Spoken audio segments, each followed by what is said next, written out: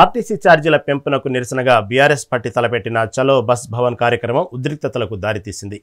BRS working president KTR పిలుపు మేరకు నిరసనకు దిగనున్న నేపథ్యంలో కూకట్పల్లి ఎమ్మెల్యే మాధవరం కృష్ణారావును పోలీసులు ముందస్తు హౌస్ అరెస్ట్ చేశారు.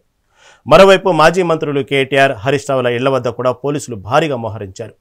కాంగ్రెస్ ప్రభుత్వం సామాన్యుడి నడ్డి విరిచే విధంగా బస్సు ఛార్జీలు పెంచిందని బీఆర్ఎస్ నాయకులు విమర్శిస్తున్నారు.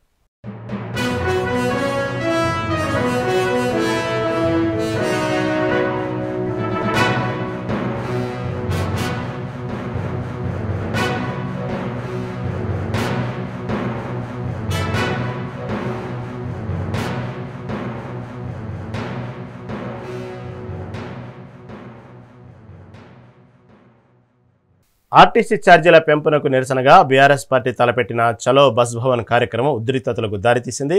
బీఆర్ఎస్ వర్కింగ్ ప్రెసిడెంట్ కేటీఆర్ పిలుపు మేరకు నిరసనకు దిగనున్న నేపథ్యంలో కూకట్పల్లి ఎమ్మెల్యే మాధవరం కృష్ణారావును పోలీసులు ముందస్తు హౌస్ అరెస్ట్ చేశారు. దీని గురించి మరింత సమాచారం మా రిపోర్టర్ హారిక అందిస్తారు. హారిక, చెప్పండి, ఏదైతే ఆర్టీసీ ఛార్జీల పెంపునకు నిరసనగా బీఆర్ఎస్ పార్టీ తలపెట్టిన చలో బస్ భవన్ కార్యక్రమం టోటల్ ఉద్రిక్తతలకు దారితీసినట్లు అర్థమవుతా ఉంది. తాజా అప్డేట్ ఏంది?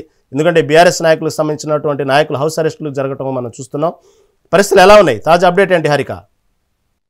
రైట్ రహీం, ఈ రోజు 8:45 చలో బస్ భవన్ అని చెప్పి కార్యక్రమం ఉండాల్సింది. కానీ ఇప్పుడు ఎక్కడికక్కడ హౌస్ అరెస్టులు అయితే కొనసాగుతూనే ఉన్నాయి. అయితే ముఖ్యంగా తెలంగాణలో ఏదైతే బస్సులకు సంబంధించి 3 స్టేజులు 4 స్టేజ్లకు సంబంధించి 5 రూపాయలు 10 రూపాయలు పెంచుతున్నారు. అది ఆ భారం మొత్తం ప్రజల మీద పడుతుంది, ప్రయాణికుల మీద, డైలీ వేజెస్ చేసుకునే వర్కర్స్ మీద పడుతుంది అని చెప్పేసి మాట్లాడుతున్నారు.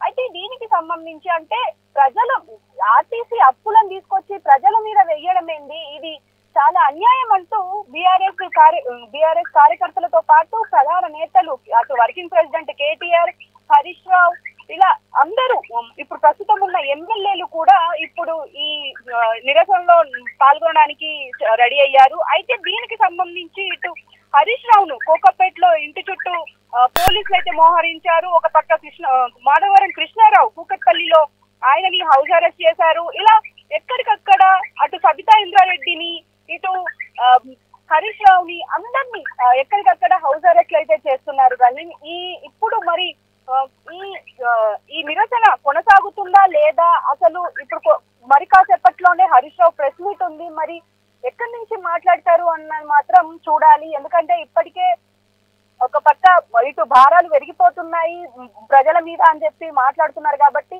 అయితే దీనికి సంబంధించి ఇటు అధికార పక్షం కూడా మాట్లాడుతున్నది ఏంటంటే, మీ టైంలో కూడా మీరు ఆర్టీసీ డ్రైవర్లని, ఆర్టీసీ కండక్టర్లని డైరెక్ట్ గా వాళ్ళు నిరసన చేస్తే వాళ్ళని ఉద్యోగాల్లో నుంచి తీసేసి కాంట్రాక్ట్ బేస్డ్ ఉద్యోగస్తుల్ని పెట్టుకున్నారు, వాళ్ళకి డబ్బులు ఇచ్చి పని చేయించుకున్నారు.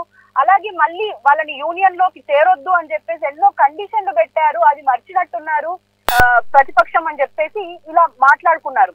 అయితే మరి చూడాలి, మరి ఇప్పుడు ఎలాంటి ఈ నిరసన కొనసాగుతుందా లేదా, ఈ చలో బస్ భవన్ సక్సెస్ అవుతుందా లేదా అనేది చూడాలి. Thank you for update.